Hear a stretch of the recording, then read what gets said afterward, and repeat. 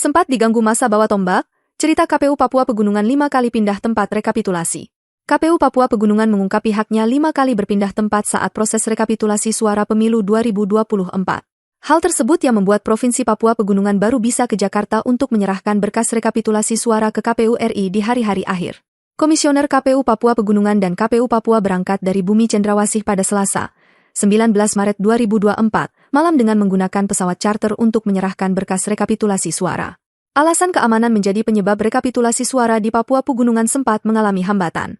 Dalam rapat pleno rekapitulasi suara nasional di kantor KPU RI, Jakarta, Rabu, 20 Maret 2024, anggota KPU Papua Pegunungan, Theodorus Kosai mengungkapkan permasalahan yang terjadi. Baca juga, butuh tenaga kerja terbaik untuk bisnismu? Cari di sini.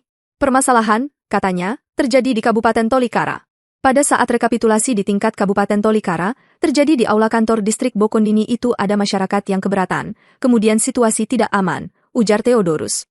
Sehingga, KPU bersama pihak Badan Pengawas Pemilu, Bawaslu, dan Keamanan bersepakat untuk memindahkan lokasi rekapitulasi ke Kabupaten Jayawijaya, ibu kota Provinsi Papua Pegunungan.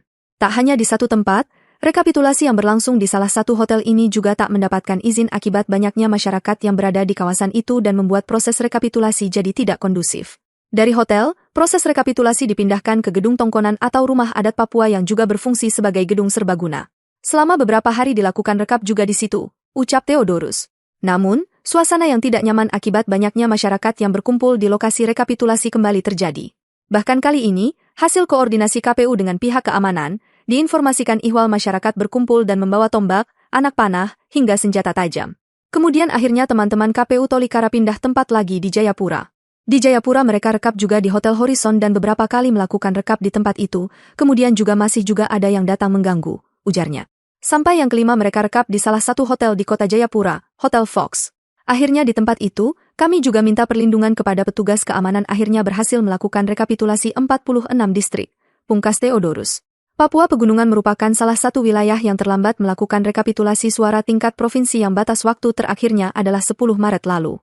Meski terlambat melakukan rekapitulasi, Komisi Pemilihan Umum, KPU, mengesahkan perolehan suara Pilpres di Papua Pegunungan. Hasilnya, pasangan Prabowo Subianto Gibran Raka Buming Raka unggul atas dua pasangan rivalnya. Pengesahan dilakukan Ketua KPU RI Hashim Asyari.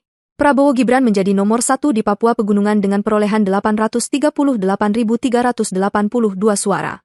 Di posisi kedua, ada pasangan Anies Baswedan Muhaimin Iskandar dengan 284.184 suara.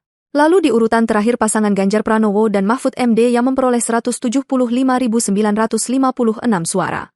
Total pengguna hak pilih sebanyak 1.306.740 pemilih.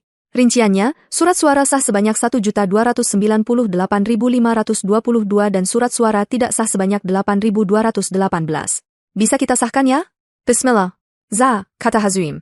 Download Tribun X sekarang. Menghadirkan lokal menjadi Indonesia.